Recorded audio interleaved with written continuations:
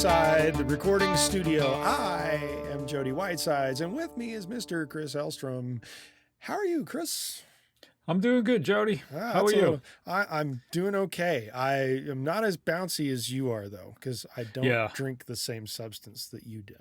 Yeah, I got to have my coffee several times a day to keep me chugging along.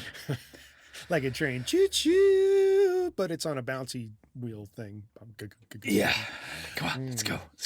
If not, the train comes to a grinding halt. Uh-oh, that's not good. Yeah. Halts are bad. It's not pleasant. Yeah, it's well, not pleasant. I guess it's depending on the halt, but... Yeah. Yeah, no, I do like my coffee.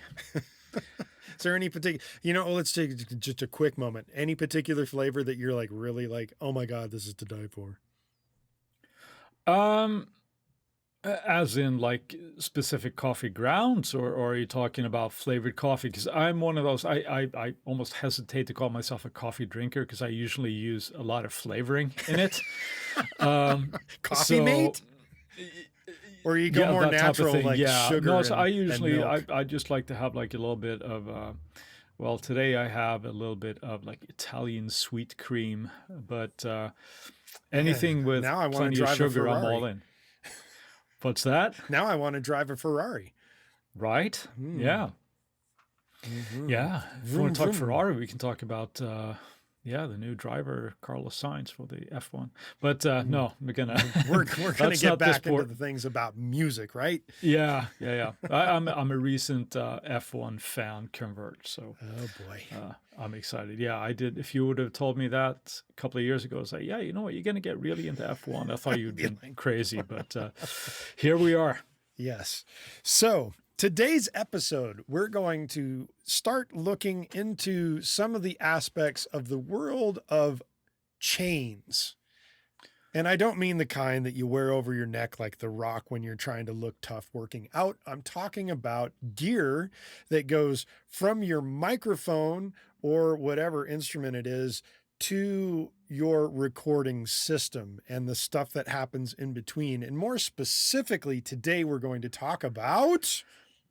vocal chains. Yes, vocal chains. Chains that you use when you're trying to record somebody emitting something from their mouth. That's probably a bad joke in there somewhere, but I'm sure there is. One scene from Howard Stern's movie comes to mind immediately. Yeah. Okay. Well, all right. I'm just going to continue with the podcast then, I guess. All right, let's do that. But no, in all seriousness, all joking aside, I think starting with any microphone source, and in this case, a voice is a good place to start. Especially when it comes to vocal chains. With vocal chains, yes, absolutely. So we're talking about certain steps that the signal goes through. Certain steps. So one of the first steps is to have something like this right here. This thing is called a microphone. Yes. It is a dynamic microphone, but it is still a microphone, and it is a good one. This particular one that I'm holding in my hand is an M81 by Telefunken. It's a lot like an SM58. 58. It's a lot like 58. A 58, but it's not a 58. Has a different EQ curve to it and everything, but it is a nice microphone, which is why I have one. There you go. Yeah. Yeah. On that note, that is the first thing we generally tend to look at. You might not be recording vocals with an M81 in the studio. You certainly might use them live. Although there is a famous, no T on the end of that, vocalist who is known for using an SM58 in the studio. Do you know who it is? Well, I think I know who you're going to say, but then I would correct you. I think it's a 57. Is it a 57? It's because you're talking Bono from U2, right? Yes, I am talking Bono from U2. I do believe it's a 57. Oh, well, I stand corrected. But the idea there is, we talked about that in the episode when we talked recording vocals. Yes. That microphones are very dependent on what's going to work for the The vocalist, voice. individual vocalist, right? Yes, Yeah. the individual, So which is why you should have a collection of microphones if you can afford it. I don't recommend going and getting a credit card and suddenly like buying ridiculous amounts of gear, specifically microphones that can be anywhere from cheapo to super ridiculous yeah. expensive. Like you could buy a house with a particular microphone, I'm sure. Yeah. Yeah. Depending on what part of the country you're in. But the mic and having a good mic selection will help you on your first step in a vocal chain get somewhere from the voice to your recording gear, and being able to hear what a mic can do on someone's voice is a big first step in your chain. And of course, also it's nice to have, especially obviously if you're running your own studio or looking to record more people, to have a variety of mics to choose from. But yes, when you're starting out, obviously if you have one microphone, that's your microphone, that's the one that you use. So don't think that you have to have like a bunch of different ones. Options are great. But that shouldn't stop you from doing the best job that you can with what you have. Yes, and that's why I said don't go get a credit card and buy a bunch of shit. Yeah. So, make the money first, then buy the shit. Right, then expand accordingly. Yeah. But there are also, I'd be remiss if I wouldn't mention now, there are a lot of great options today with microphones that use emulations to emulate different mics. Personally, I'm a big Slate user. I am talking into an ML1 from Slate right now that has a supremely flat response in itself. Yep. And with software emulates a bunch of different mics that I know that I wouldn't in current day be able to afford. So that's another possibility that you can go into as well. But well, right now your ML1 is acting like what? A C12. And you can't see it on my screen, but what is actually taking my voice in is an actual C12. So there you go. At some point we need to get side by side with the two things and see how similar they really are in terms of a real C12 next to an emulated C12. Obviously, granted, when you do the emulations, they're emulating one particular made mic, C12. Yeah. It's not like they went and modeled 10 of them or 100 of them. Right. It's not like every C12 sounds the same. They sound relatively close to the same, but they're not the same. There's always minute differences in there. So, yeah. But yes, the emulations are really cool. There's another one that is available through a company called Townsend Labs. Yes. And they make some mic emulations through their software that works with the Universal Audio Apollo system, and it's really quite amazing. Yeah. Yeah. No, it's really cool. We're getting off topic slightly here, but I do remember sometime, I want to say mid to late 90s, where, do you remember it was like Antares or whatever that came out with like a mic emulation plugin. It was supposed to do something. It was Antares. Yeah, I think it was the people that did Auto-Tune, or that do Auto-Tune. Oh, and it was in conjunction with Groove Tubes. Oh, was it? Yes. But there was one thing where you select, this is my mic, and I have a 58, and if I pull down in the drop-down menu, now it's going to sound like U87. Well, yeah. it wasn't technology. That great, but yeah. But I believe that started with Groove Tubes because it was Aspen Pittman that I think did that. And then it might have been Antares that actually did the programming, but it was... Yeah. And the underlying technology could have been somebody else. Yeah, absolutely. Yeah.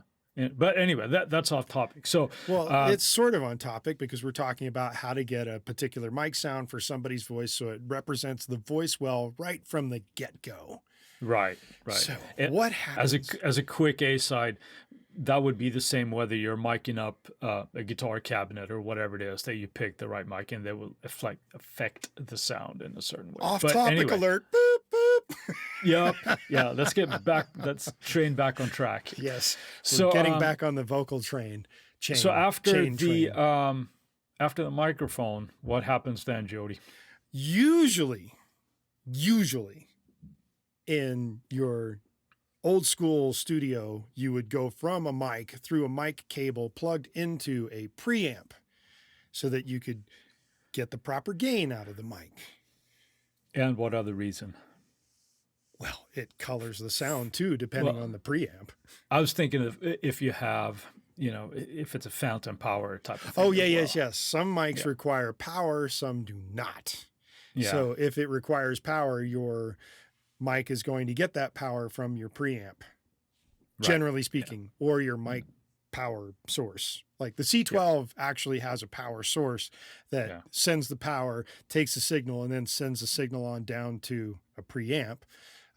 But yes, if you have mics that aren't specialized in that regard and they require phantom power, your preamp is generally going to provide that. Yeah. And that's an important stuff, because if you go, why am I not hearing my microphone? Well, because it probably requires power, fool. So yeah, or it won't work. Just like I require coffee to work, it requires phantom power. Exactly. And if you get enough phantom power, your mic's going to start bouncing just like Chris. Yes. I apologize in advance.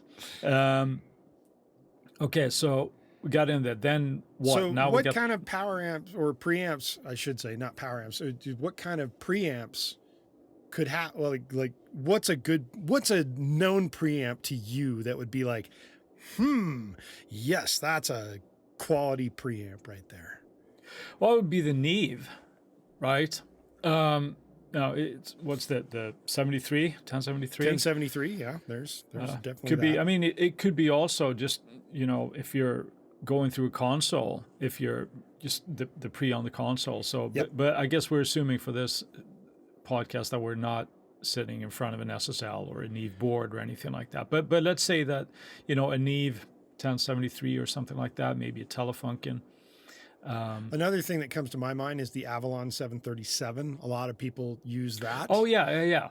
Sure. As a that was, you had one. I of those. owned one. Yes, I did. Yeah. I remember quite enjoying that because, I did quite a few vocal sessions with you. Yes. And I thought it sounded good. I thought it sounded really warm, and with the setup that you had at the time, we didn't need to be very heavy-handed with them. Oh, no. It was just, you were just kissing the level a little bit with some slight compression and maybe a little bit of like roll off or EQ. on the low end or something like that, but very, very slight. So I enjoyed, I liked that unit. I liked it. It's a good unit. That's why a lot of people tend to use it.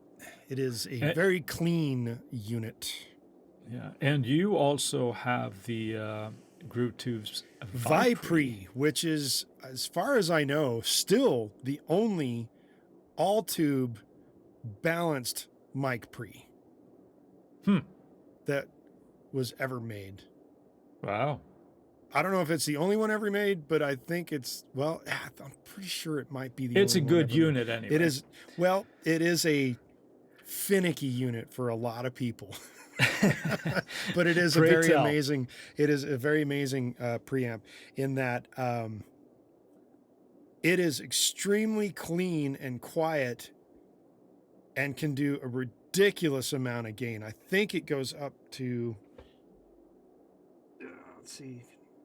75 dB of gain.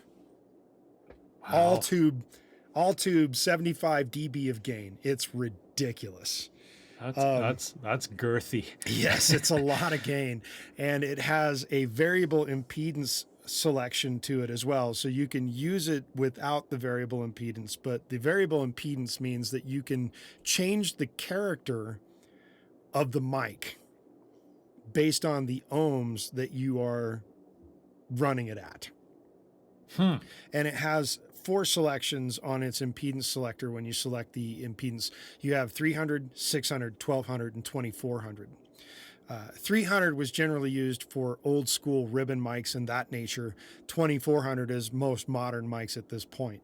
But if you drive a mic with different ohmage, you can get different values out of that mic, such that what I mean by that is if I have a modern mic like the C12 that I have, it's based off of old school technology, but it is a modern mic.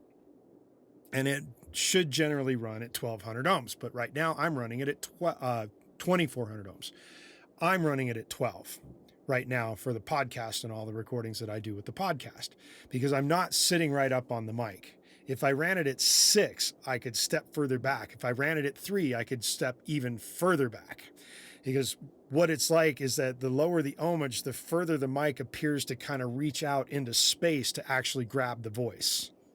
That's very interesting. It is. There's a video that Aspen Pittman did before he passed away on YouTube. And if you look up Vipre Aspen Pittman on YouTube, you'll find I think it's about a half hour long, of him describing exactly how it works. And he does it with a dynamic microphone. And it's amazing when he switches that ohmage around, you start to hear the differences of how far it's reaching into somebody's mouth, so to speak, from the source of the mic based on the ohmage. It's crazy. Wow. Yeah, it's wild. I've never tried that. That sounds crazy. So essentially at 300 ohms, I could stand much further back. I will still sound like I'm right up on the mic, but I will also get an enormous amount of the room sound as well. Right. If I was at 2400, in order to get the same impact out of that vocal from the Vipre, I'd have to get right up on the microphone. So it's almost a way to kind of avoid dealing with proximity effect in a way.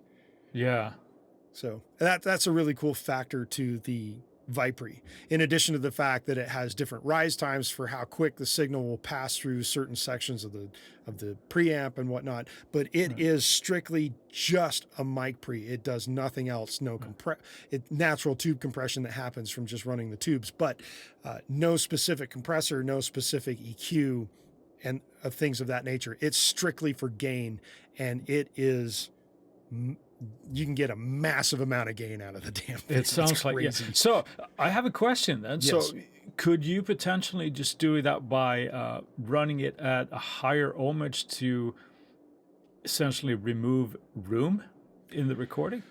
I don't know if it would be removing room in the recording, but essentially what it is that if I ran it like at 2400 ohms compared to 300 ohms, yeah, I need to get much closer to the mic to get the same amount of like volume going, so to speak, in the depth of what's happening. But because I'm closer to the mic, you're not going to hear quite as much of everything else going on around me. Okay, so it would have that result, but by different means. It doesn't. Yeah, I got you. And it would also be based upon the polarity pattern of the mic as well. Sure. Because if it's something that's hypercardioid, you're not going to get as much as the surrounding sound as you would at the front and back. Right. So to speak. And if you had something that's a little bit less directional, then the lower the ohmage starts to happen, the higher the amount of like space you're going to hear around whatever's being picked up. Yeah. Maybe you should describe those patterns real quickly about the microphone patterns. Like figure eight or hypercardioid and all that. Okay, so figure eight means that your mic is pulling in essentially a little ball in front and a little ball behind. And if you're looking at me on the video, you're like, what the hell is he doing with his hands? The hypercardioid tends to narrow that width and focus most of its attention to the front side of the mic. Then there's varying degrees of how much a figure eight of cardioid could happen, in that it can increase the width of the front and back. And then with Omni, it doesn't matter where you're standing in the 360 degree field of the mic, it's going to pick up everything equally. Right. Now, does that mean that it is, it depends on what you want out of your sound. Really, as to why you're doing that. Yeah, and not every mic is able to do that. Some mics just have that one pattern, right? But it might be cool. Let's say that if you have a figure eight where you're tracking two people doing background vocals at the same time, you can have them one in front, either end of the mic. Yeah. Or if you want like an Omni, if you want, let's say, even a larger choir and you want a little bit more of the room and kind of get that thing. Let's say that you got like a gospel choir or something, or something that might be a cool thing to try out. Yes. And so that is like the C12 that I have is capable of doing multiple patterns. like that. Whereas the dynamic mic that I held up at the beginning, which in podcast land you can't see it, but on the video you can. Yeah. That is definitely just a front end type mic where it's rejecting pretty much everything else that comes from to the side, and the back of the mic is not getting near the attention as the front end of where the mic is pointed. So, yes. Good explanation. That's the explanation I'm giving right now. Yeah. No, but I think it's good. It's just an overview of but it's different patterns of how the microphone picks up sound, essentially. So yes, and that is like that's your first and second step: your microphone, your preamp. Yeah, and then what? Then we move into, depending on hardware land, if you're going into tape, you're likely going from your preamp into your console. If you're in software land, like most people are these days with DAWs, you're going from your preamp into your audio interface. Yeah. If you're using a preamp before your audio interface, I should say. Right. Yeah, because today, well, really some preamps the audio interfaces are all in one, where you have actually the preamp built into the audio interface, depending on the audio interface. Yeah. There are some interfaces that are strictly just converters, that they do nothing else. But generally on most mid-range to budget interfaces, you'll have all-in-one type of a thing. So Yep. So let's say that we're in. Well, I guess most people that may be listening to this are probably in the box at this point, right? So yeah. Most people. Maybe we'll tackle that first now. So let's say that you've gone into your interface, and if you don't have, like I said, a separate power supply for a phantom mic, I would venture to say that all interfaces will have a phantom power switch on at least one channel. So that will take care of that as well. Yes.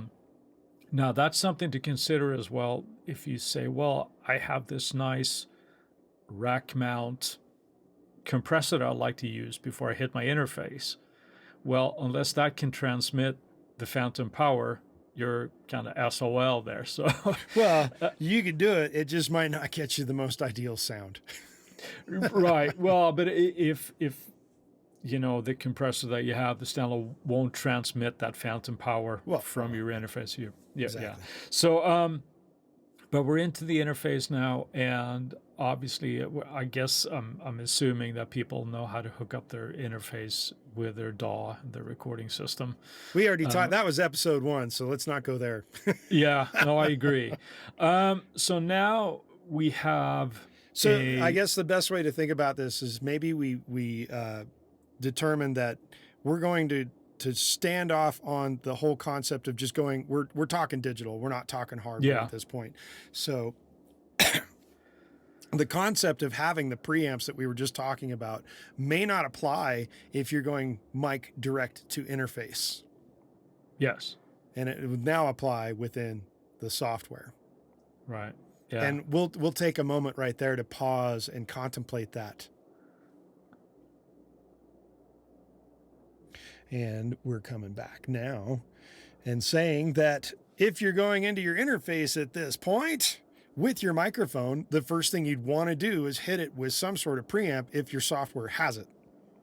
Yes. So you can get the gain up on the mic so that you get a good vocal level. Now, that being said, most hardware gear, which a lot of plug-in software emulates, takes what kind of signal, Chris? State your question again. What kind of signal level are we talking? Oh, you're talking about not driving it too hard? Is that where you're kind of get? Yeah. Bingo. Yeah. Yeah, there's a different, if you're in contrast to hardware where you would hit in the red, essentially driving the signal, you could potentially just get a pleasant distortion. If you're applying that same thing now with most software today, that is still somewhat true. But the reality is that what we kind of want to get at here, what I think Jody's going for, is don't record as hot as you can. Keep your your gain structure a little bit more reasonable, because the signal to noise level is not the same as it was with analog gear. We have a little bit more headroom. So I What do like you to shoot keep, for? I like to shoot for about -12. Mm. And I know that's higher than you like to go. Yes, it But is. yeah, because you're probably around -20, something like No, that, no, no. right? -18-ish. 18. Okay. Well, split the difference. Yeah. But bottom line is basically don't try to go for 0. Keep some headroom in there. That's a good idea. So that's Yeah. your preamp, and you're bringing your signal in from your preamp inside your audio software. Where are you going next? What is your second thing after your preamp? For me, I like the slate stuff, right? So I like to emulate a console. So I will usually have it going through a virtual console, which would be anything from like an SSL 4000 to a Trident or a Neve or an API, depending on what I'm kind of looking for.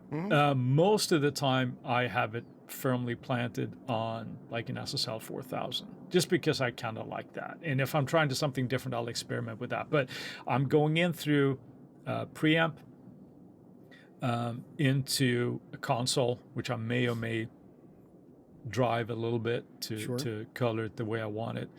And then I'm generally hitting, but this becomes a little bit more, this is not necessarily from a mixing stage, but when I'm printing vocals, I may have just a slight bit of compression on there just to stop any kind of peaks. And I'm not doing necessarily any like hard compression.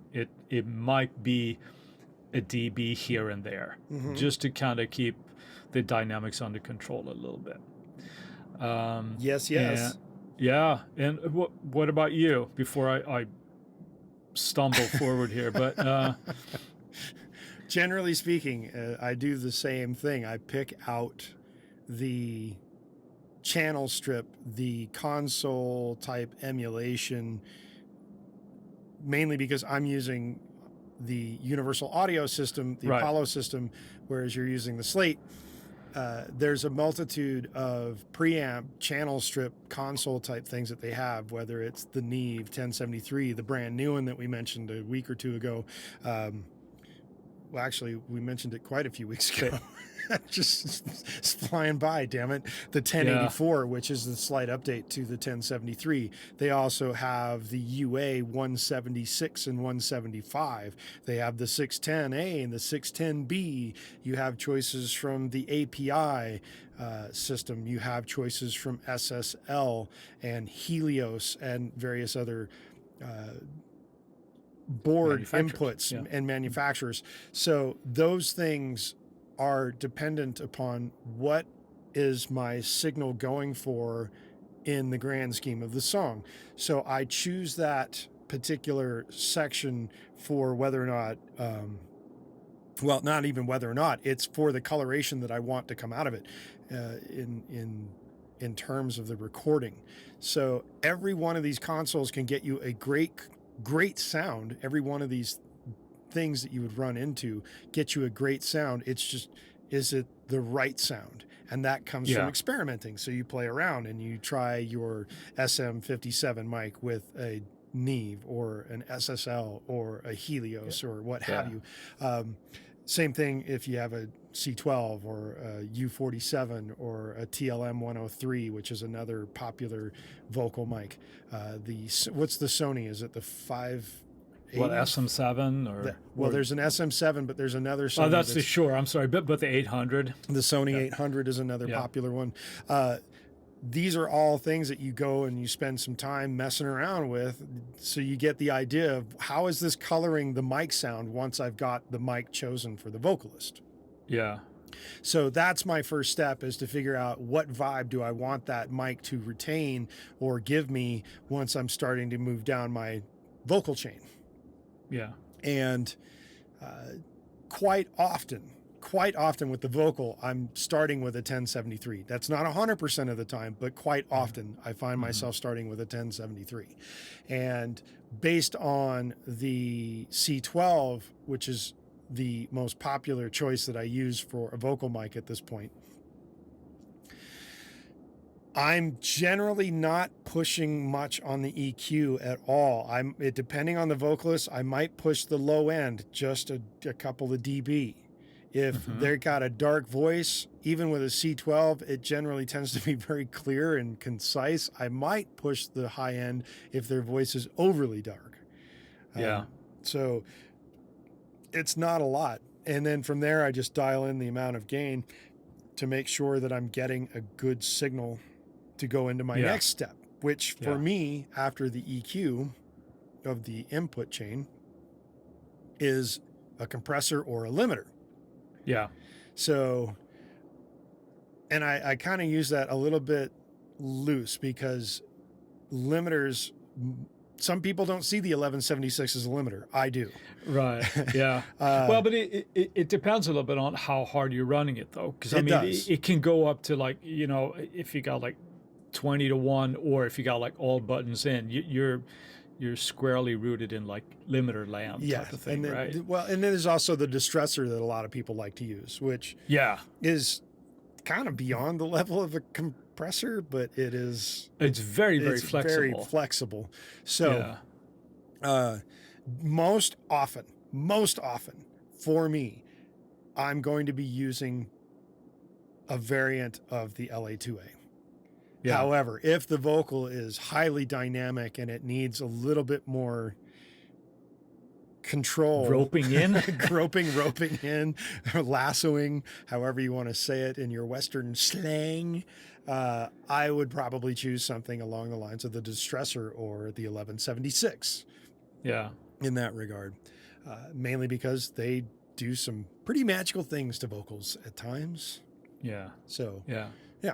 That it can be fairly transparent, especially the distressor, where you can use a fairly hefty amount of gain reduction and it not sounding like you're using a hefty amount of gain reduction. Right, which is the magic of the distressor in and of itself. Right, yeah.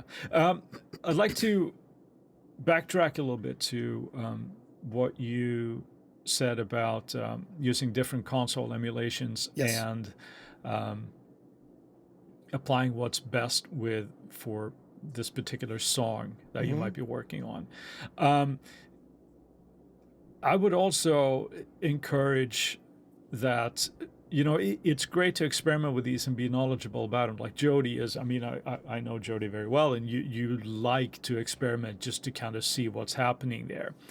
If let's say let's say that you don't have that personality, that you say, no, I just want to work with the simplest way, whatever it is. That's fine too. What I would encourage then is pick one emulation that you like and get really, really good at using that one. Know what it does and go it inside and out. The changes that you can get, they're there with different emulations, but they can be very subtle. So it's not that you have to have a black belt in console emulations, you know, like Jody does.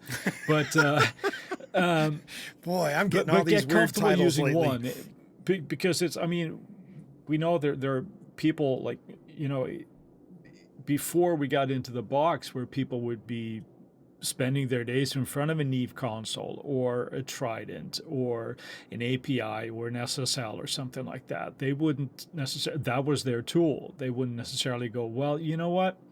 I think we're going to go to Studio XYZ because they have a Neve and we're going to do the bass tracks there. You know, it's if you're emulating, sure, that could have happened, but get good with one if you're not in the mindset that you like to experiment. But that was the only point I wanted to make. But the experimentation is a lot of fun, though, isn't it, Jody? Oh, believe me, it is. Yeah. It's why I've become like a preset monster. Yeah, I've seen not only your bus routing, but your preset folder structure, and it's You kind of need a map to follow along, I think. But anyway, so we're back to we're now out of compression and into EQ, or EQ into the compressor, however you like to do it. For me, sure, if I'm tracking, and this is also something that we talked about while tracking vocal in that episode. And just like you described, I would only use a little bit of EQ to do slight correction. Yeah, it's not a lot. It's nothing drastic. Yeah, and it's also something that through your experience, you know that this is what I'm going to end up having to do in the mix. So to kind of get it there, as much as possible, but that comes from just my experience and knowing that when you give somebody a vocal track or you're the mixer, it's like, here you go. Here's the vocal. Yes. And there's less work need to be done, less correcting. Make it easier on your mix engineer. Yeah, and I pick your sounds up first instead of like waiting, because as it was before we started today, we were discussing the fact of adulterated and unadulterated signal flow. Yes. And I had mentioned that early on in my digital recording days, I was recording things as unadulterated, no compression, no EQ, no whatever. I was trying to be as clean as I possibly could to get it into the DAW. And then I would spend ridiculous amounts of time in the post-production phase, as I still do, but for different reasons. Yeah. Yeah. I was spending way too much time trying to get just a sound rather than the right sound. And I highly recommend getting the right sound when you're recording rather than just getting a sound when you're recording. Yes. So I adulterate things now. Yeah. And it's a much easier way to do things when it comes to mixing in the end run. Yeah. And I think we both used to do it that way and say, oh, we'll fix it later. But one thing that, at least from my lack of experience at the time, was that I didn't realize the benefits of, as you're sitting down to mix, the ability to not focus on mistakes and working faster is very, very beneficial, because you start losing objectivity very quickly when you start hearing things again and again and again and again.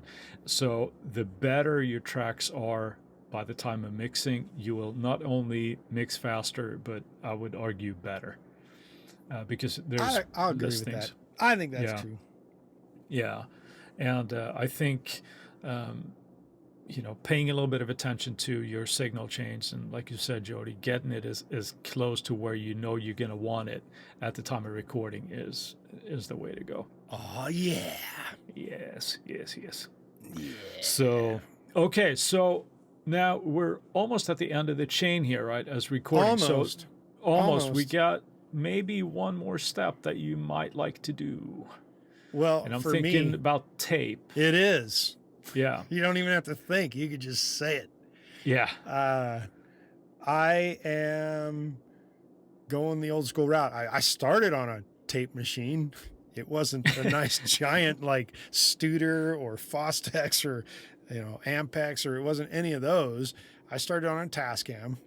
Yeah. Many years ago. As we all did. As a lot of us did. Not now. But at least now. Our age. Yeah. Those that are getting up there in a few years. Excuse me. So, but when I first went digital, it was supposed to be as clean as possible. And now it's like, fuck that. There's a certain magic that happens when you use tape. And again, using the experimental downtime that I like to do, because I'm just a workaholic nut in that regard, most of my chains finish off with some sort of tape emulation before it hits the DAW, so that it already has tape kind of built into the sound. Yeah. So most often. But when you're saying, you said before it hits the DAW, you're talking about when it hits the DAW in the sense of mixing, because you're tracking. You're actually you're tracking. I'm tracking I guess from I've tracked UA, it right to right? tape. Yeah. Okay. Yeah. In my case, I would do that. I would add that because I don't track with them. I could, Hmm. but I like to have them there, and then I sort of print that vocal with Sure. that chain. So, As you so, go so from when we talked about that in the mixed episode where you're getting ready to go from tracking to mixing, the yes, bouncing out section. yeah, So depending upon the situation, like most often with certain instruments, like the vocal, since we're talking yeah, vocals today, I will actually track with the tape sound involved. right, So I don't have to use that in the bounce phase to the mix. So more often than not, I am using the Studer A800. mm-hmm, Now, in the universal audio world,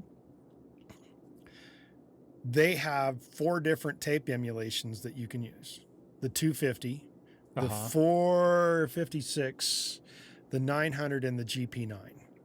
Now, each one of those formulations has certain characteristics to them.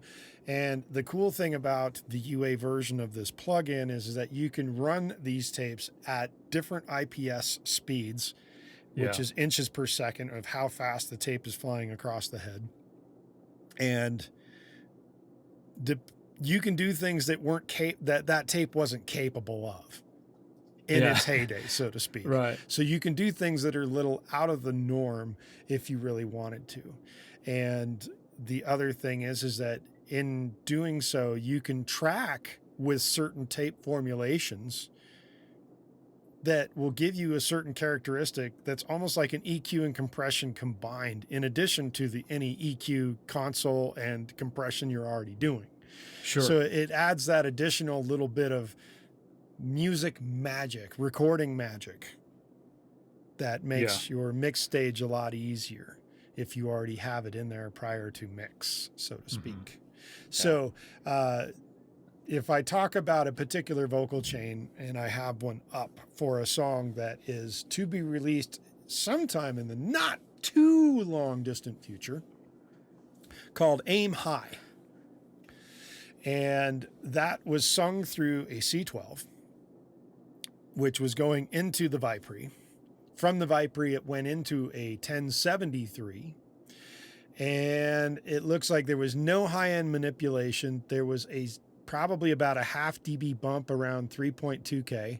And it looks like about a 1 dB bump at 110. And how then dare you? how No. dare me? Yeah, get a little bit more beef in the low end. And then from there was a high pass filter that was set to 60. And that was going into an LA 2A from the gray period. That was catching a few things. It wasn't getting a whole lot, probably 1 to 2 dB in the dynamics of what it was catching. And from there, it's going into a Studer 800 that is running 900 tape formulation at 30 IPS and a +9 calibration, which got Okay, me a quite clean vocal that sounded very natural for how percussive the yeah, vocal is on that particular track. So that's one particular vocal chain that I ended up using for a track called Aim High. It went from the cool, C12 into the Vipre, into a Neve 1073, into an LA2A gray period, and then a Studer 800 running 900 tape at 30 IPS +9. And good, that was the vocal chain that was used on the verses for that song, not the choruses, for the verses. And yeah. it gets a very, very nice percussive vocal that doesn't sound biting and edgy. It just sounds warm and inviting with a very percussive vocal, which is cool.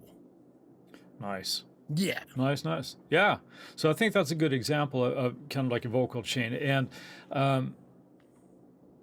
to play devil's advocate here, just because I feel it needs to be said, Uh-oh. no, because I think there's a lot of that kind of thinking with some people where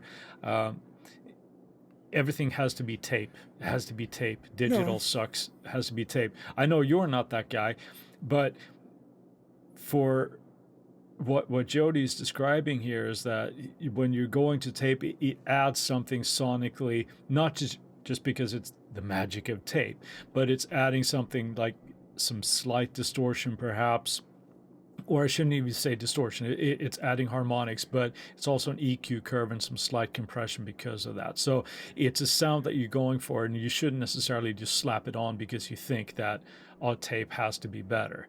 You want to make sure that you use your ear to make sure that it's actually Doing what getting it you should some. be doing. Yeah, we're doing what you desire it to be doing. Yes.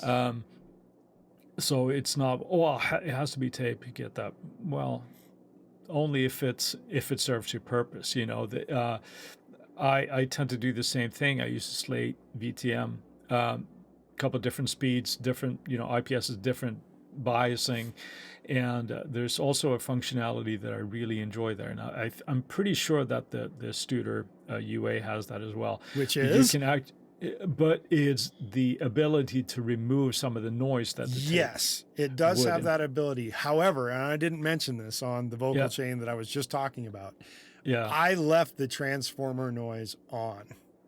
Well, sometimes it works and sometimes it doesn't, Yes, right? that is true. Yeah. Sometimes So, oftentimes I actually turn the transformer noise off. yeah. But on that particular one, I can see it right now because I have it pulled up in front of me on the computer. I left that on that time. Yeah, you're a brave soul. I- Oops, sorry. Just kicked my microphone here. But yeah, so good vocal chain, I think. We're going microphone into the preamp or your interface into kind of, if you have an emulation of a preamp, just to adjust the levels a little bit, maybe EQ compression or the other way around, compression then EQ, slight stuff, and then maybe some tape emulation there to get the vocal as good. Because if you do your job well enough, and like Jody described here, with all the experiences that you've learned through the way. Now, when you're mixing now, right? Yes. You can just think about, okay, I just want a little bit, maybe I want a little bit of a slap on top of this, or I might want a little bit of hall reverb or a plate or something like that. Mhm. But you don't have to sit there and carve out frequencies if you have a good solid vocal. You can just focus on The effect. level rides and certain Mhm. effects if you want them, and it just makes the process faster and, like I said before, usually better. So, Well, yeah, it depends on where you want to spend your time on your vocal. Do you want to spend it a lot more in the setup and pre-production of it so that you're getting the right sound ahead of time? Or do you wish to waste a lot of time by not worrying about the setup and getting a good sound up front and then spending hours pulling your hair out trying to get the vocals strangled into something that actually sounds good later? yeah, I should have had a different mic, man. Or something, I should have Yeah, used a different this or a different that. I should have got the sound. Not to beat that horse dead. It's all about, I think there's time well spent is usually in the pre-production phase and getting the right sound up front rather than worrying about it after the fact. Because once it's tracked, you can manipulate things, but boy, some things can get real difficult to fix. yeah, this is true. This is true. So go for it up front and get it right. Yeah, I hear you. I hear you. So, on that note, Jody, what do you think?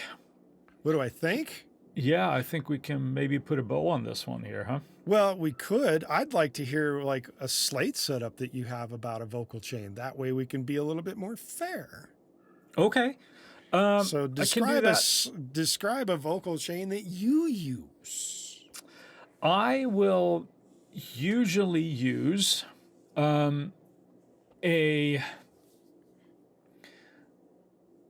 usually the Neve 1073 preamp Uh-huh. going in there. In this case, where I'm going through, just because I'm nerding and I don't have to, but I want to, I have a C12 emulation on here. And in this case, I'm actually using a Telefunken. I'm also going through a SSL 4000 emulation, and that's it. I'm not using anything else, but this is a very different thing. I would spend a lot more time on it if it was a vocal chain that I'm recording.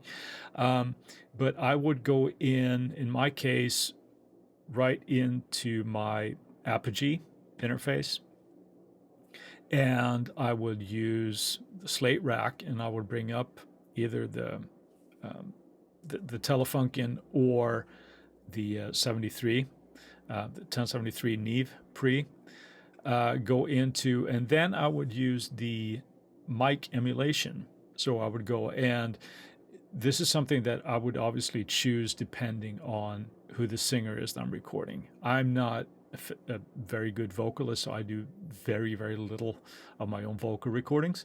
I want to interject for a quick second. You're Sure. talking about using the 1073 before your mic emulation on your Yes. ML1. Yes. Why would you not put the mic emulation first? Because you want to make sure that you feed enough signal into the mic. Okay, It's the same as if you were in reality, right? You would in reality, you'd just have the C12 and then it would be going into the 1073 the other way around. That's why I'm asking. Right. No, that's the reason for it. I would boost enough signal into the emulation so that gets fed a healthy level and not the other way around. Interesting. That's a good question, but yeah, it just seems very backwards to me. If I had mic emulation, which I do not currently, but I am planning on getting it sometime in the future. I always think that I would run the mic emulation first because that's the coloration that you're getting, and then you would bump out the signals and everything else afterwards. But that's how I would approach it. Yeah.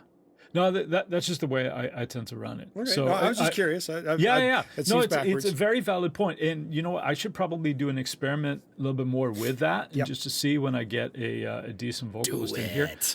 But no, that's the way I'm doing it, and then depending on what I want, I tend to do. Again, when I'm tracking, it's very, very little of EQing going in, right? Well, no, I get that part. So yeah. I'm sorry that I got you completely off train, it's all good. But that's I'm going through it. But then it's very similar to you, where I would, again, as I'm printing the vocal, I would probably use a tape emulation of some kind, depending on what vocal it is, either 30 or 15 IPS, and see which type of tape would give me the sound that I want.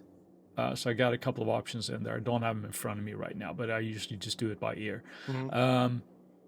So it's very, very similar as you would do it in the process there. The only difference is that I would record the vocal. I would have all the effects on there, the emulations and so forth, so you get the sound of it, but it's technically not printed until I print it.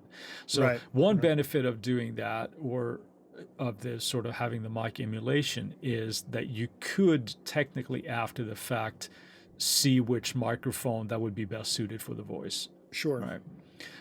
But again, that goes to whether or not you are spending your time on the pre-production or the production prior to mix. I would definitely do it pre-mixing. Right. I would do it like, I would probably do it at the time of setup and stuff, and not having to go out and physically remove a microphone and put another one on there. We're just, it's literally a drop-down menu. It's like, no, let's try the SM7, or let's try an 800 or a 47 or whatever happens to be. So yep. I've actually, I did it just to spot a thing for Slate. Stephen Slate pulled me out of a crowd at NAMM when the ML1 first came out, and had me sing through the mic because he was asking, anybody here sing? And I'm like, I raised my hand and I got pulled out. So they did it where they did an emulation. Now at NAMM, it's stupid, ridiculously hard to hear any, like, how awesome that could be. But they did go running through presets and showing how it changes the character of the vocal that they just tracked through the ML1. So, but yeah, that was a lot of fun to experiment with that. And that's one of the reasons why I would definitely like to have one of those kind of mic setups where you can emulate different mics, just in case you don't have 30 grand to go get it, like an RCA ribbon mic or something. And then realize that turns out that doesn't sound very good on my voice. That sucks. So that's good. That's good. All right. Well, it sounds we're using similar stuff, just from different companies. Yeah. So to same thought process anyway. Yeah. Same thought process. Although, like I Yeah. said, I'm still a little confused about running the mic thing after, but that's just me. Yeah, well, then you can, you can think, well, technically I'm running two mic pre's because I'm running the mic pre from the You are. Apogee as well going into that. So, but it's just getting a healthy level into the mic emulation. So, But of course. All right, Jody. All right, Chris. I think it sounds like we're ready to wrap up with a bow. So it's like we're going to stop right there on the whole vocal chains thing. Yeah. Yep. If you, as a listener, have some particular chain that you're like, dude, I really want to know more about this, hit us up. Let us know, and we will be happy to put it, excuse me, on a list of things that we will talk about in a future episode. And of course, we're not doing any kind of like overarching arc of multiple episodes at this point, but we will talk about varying chains for different instruments in the future as well. Yep. So with that, I'll say see you later. Thanks for listening. Yeah. And have an awesome day. All right. And everybody out there and inside the studio, recording studio land, we will see you